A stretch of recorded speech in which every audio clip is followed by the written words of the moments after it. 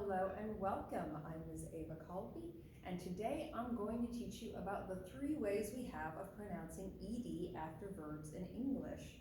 This is a source of a lot of confusion for learners to English because there are three different ways that it may be pronounced. And sometimes it has an extra syllable, sometimes it doesn't. But there are actually three pronunciation rules for this, and in a rare instance in English, there are no exceptions to these rules. So let's begin.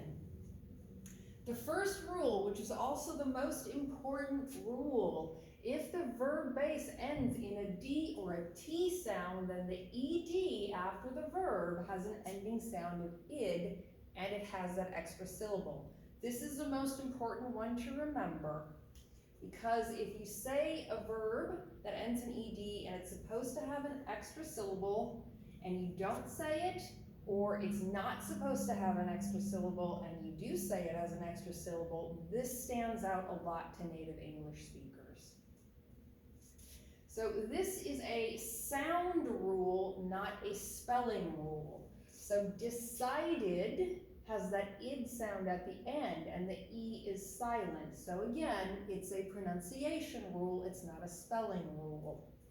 And I'm going to give some examples of each of these in a second, and we're going to have an exercise. So that is rule number one, the most important one to remember. Now for rules 2 and 3, they are similar, but it comes down to whether the sound is voiced or unvoiced. And if you remember, what we mean by voiced is it vibrates in your throat. Zzz, zzz. Unvoiced means it does not vibrate in your throat, like shh, shh, does not vibrate in the throat.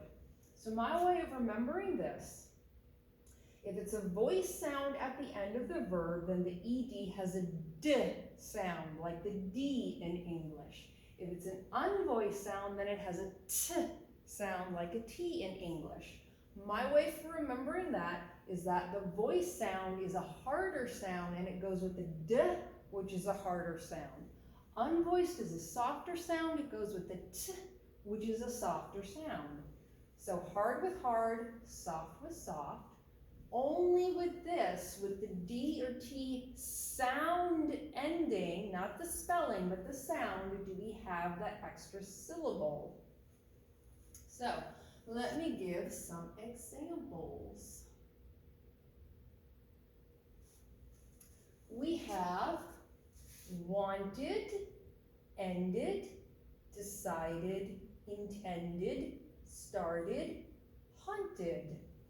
With the first rule, then we've got our second. Our voiced sounds have the D sound. Allowed, cried, enjoyed, cleaned, imagined, guzzled. And if you felt here, you would see that those are all voiced sounds. These are unvoiced sounds, no vibration in the throat. Watched, laughed, walked, stopped, promised, finished. So those are our three rules. We've got the T and D sound ending gets the id extra syllable. The voiced sound of vibrate in the throat get the D, harder with harder sound. The unvoiced sound gets the T, softer with softer. All right? Now, I'm going to give you some practice. So put the proper sound after each one of these. See if you can do that following those pronunciation rules. So, I'm going to ask you now to pause the video here. Remember those three rules. See if you can figure out what the ending should be with these verbs. Should it have the id, the d, or the t? Pause here, and in a bit I'm going to show you the answers.